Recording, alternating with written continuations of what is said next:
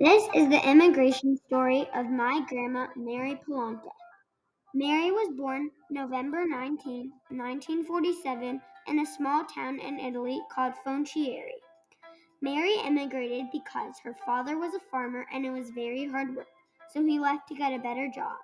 Mary immigrated in 1956 at 9 years old. Mary didn't have any expectations in moving. Mary had to leave behind her grandparents, and she truly missed them. She said, I can't remember a whole lot about the journey. All I remember was we were on a ship and I was seasick. They boarded the ship in Naples, Italy, and landed in New York Harbor. When Mary landed in New York, the hardest thing she faced was language differences. Up until that point, she had only spoken Italian with her friends and family. Mary often thinks back to her first days in America when she was meeting a lot of new people. Some of the people were relatives she had never met before who lived in America. Mary didn't know what to expect when meeting them because her parents hadn't really told her anything about them.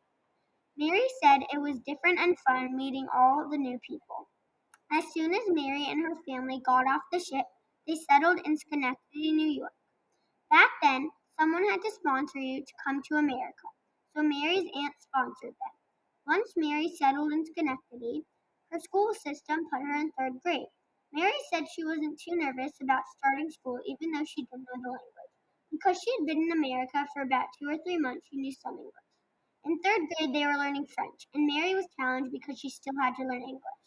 Luckily, French wasn't so different from Italian, but she still had to learn English. Since Mary just immigrated, assignments were hard. Luckily, the school system helped her a lot. When she was in fourth grade, she was given assignments to read books to the kindergartners to improve her English. Mary and her family didn't really venture out to restaurants, so they didn't try many new foods. Back then, there were hardly any fast food places, so she ate the same old Italian food that her aunt cooked. In fourth grade, Mary made a good friend who was also named Mary. Her friend Mary was very kind to her because she knew that she had trouble fitting in and settling. After Mary graduated high school, she got her first job at General Electric Company. She wasn't sure what job she was going to get, but the company offered her a job as a purchasing clerk. Mary took the offer instead of going to college. Being a purchasing clerk involves shuffling paperwork and doing a lot of typing. Mary does not miss Italy much because it is way different from America. Mary's farm was pretty primitive, so they didn't have running water. They had a well. They also had to have a big fireplace to cook all of their food. According to Mary, it's much better here in America.